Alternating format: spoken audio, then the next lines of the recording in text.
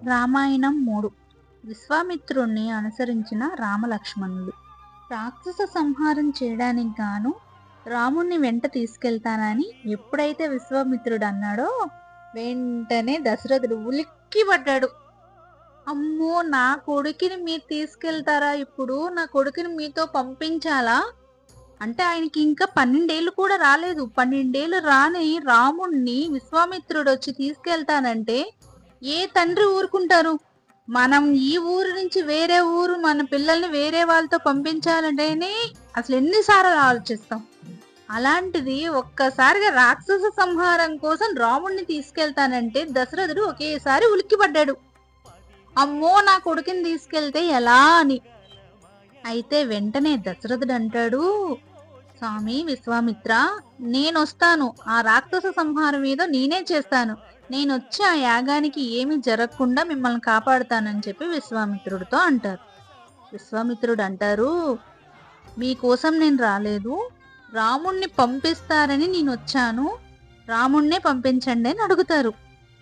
మళ్ళీ విశ్వామిత్రుడు ఒక్కసారిగా దశరథుడితో అంటాడు, దశరథ మహారాజా, నేను రాముడి కోసమే వచ్చాను, రాముని వెంట పంపించమని విశ్వామిత్రుడిని కోరుతాడు. ఆ మాటతో దశరథుడు మరింత ఆందోళనకి లోనవుతాడు. రాముడు ఇంకా పసితనం నుంచి పోలేదు, అంటే 10 సంవత్సరాలే, 10 సంవత్సరాలు కూడా లేవు నిండుగా, అంటే 5th క్లాస్ కూడా చదవనంత ఏజ్ లో రాక్షస సంహారం అంటే మామూలు విషయమా?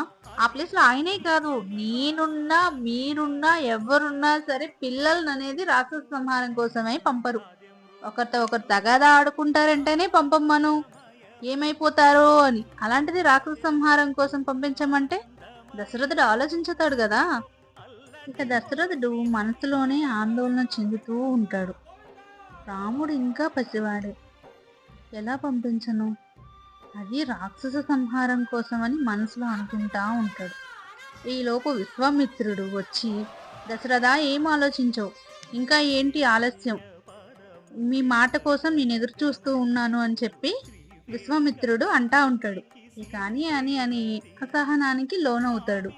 ఇంకా దశరథుడిని పిలిచి విశ్వామిత్రుడు ఇలా అంటాడు, యాగరక్షణకి తగినవాడు రాముడేనని భావించి నేనొచ్చాను, అది నీకు ఇష్టమైతే పంపించు, లేకపోతే నేను వెళ్ళిపోతాను ఇక్కడి నుంచి అని చెప్పి విశ్వామిత్రుడు దశరథుడితో అంటాడనమాట.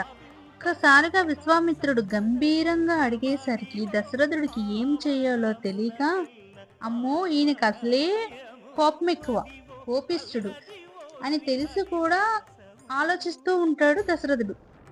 మరీ ఇంకా ఎక్కువ కంగారు వచ్చేసింది. ఆయన అలా గంభీరంగా అడిగేసరికి ఏం చేయాలో తెలియక దశరథుడు చాలాసేపు కంగారు పడిపోతున్నాడు. అంతటి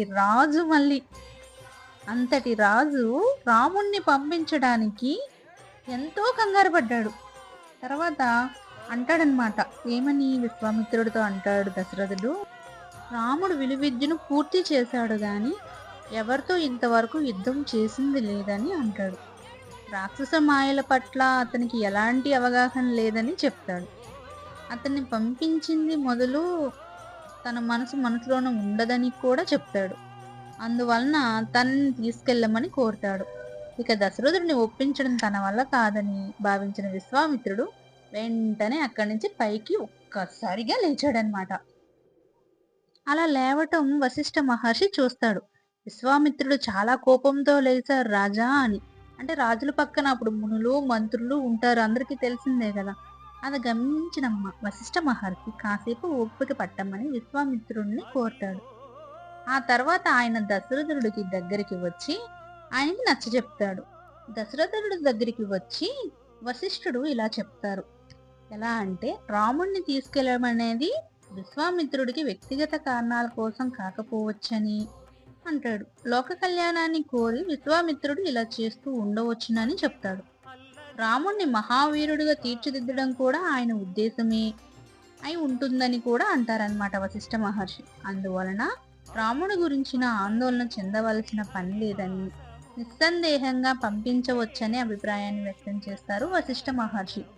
దశరథుడు కాసేపు ఆలోచించి అప్పుడు ఆయన మనసులో కొంచెం పంపించొచ్చు అన్న ఆలోచన అనేది వచ్చిందన్నమాట. విశ్వామిత్రుడంటే ఆషామాషి ముని కాదు, చాలా సంవత్సరాలు తపస్సులు చేసిన మునివర్య ఆయన. ఆయనతో పంపించడానికి మీకేం నిస్సందేహం లేకుండా పంపించండి అని వశిష్ఠ మహర్షి అడుగుతారు ఇంకోసారి. వశిష్ఠ మహర్షి మాటలకు దశరథుడు మనసు కొంత కుదుటపడుతుంది. తపోబల సంపన్నుడైన విశ్వామిత్రుడి నీడలో రాముడికి ఎలాంటి అపాయం జరిగే అవకాశం లేదని అర్థం చేసుకుంటాడు. అందువలన రాముణ్ణి పంపించడానికి భయపడాల్సిన అవసరం లేదని గ్రహిస్తాడు. విశ్వామిత్రుడికి తన అంగీకారాన్ని తెలియజేస్తాడు. తండ్రి ఆదేశం మేరకు రాముడు విల్లంబులు చేతబట్టి విశ్వామిత్రుడు వెంట బయలుదేరుతాడు. అతన్ని విడిచి ఉండలేని లక్ష్మణుడు కూడా రాముణ్ణి అనుసరిస్తాడు.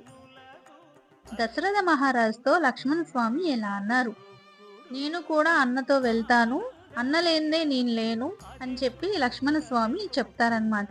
నిజమే, మనం ఎక్కడ చూసినా రామలక్ష్మణ రామలక్ష్మణ రామలక్ష్మణుడే ఉంటారు.